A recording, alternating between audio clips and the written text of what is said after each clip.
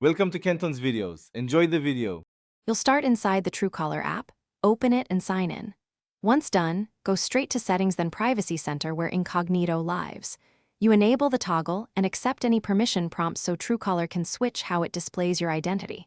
This step hides your name from lookups and stops profile views being recorded. Make sure the app is updated first. An old version can hide the incognito option. Now keep the app active while you proceed to using it. With incognito on, use Truecaller like normal but be mindful. Outgoing calls will appear without your name in lookups, and incoming caller previews may change.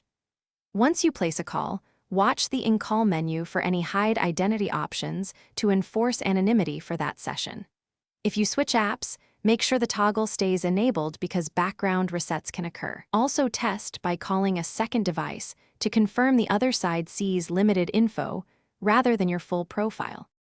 When you're done, turn incognito off to return to regular caller ID behavior. This avoids missed callbacks or confusion. If incognito does not hide your name, clear the app cache and restart the phone, then reinstall Truecaller and regrant permissions, because corrupted data or revoked permissions often block the feature. If problems persist, check the app's changelog for recent changes and contact Truecaller support. One quick tip: test with Thanks for watching. Consider subscribing if we helped you.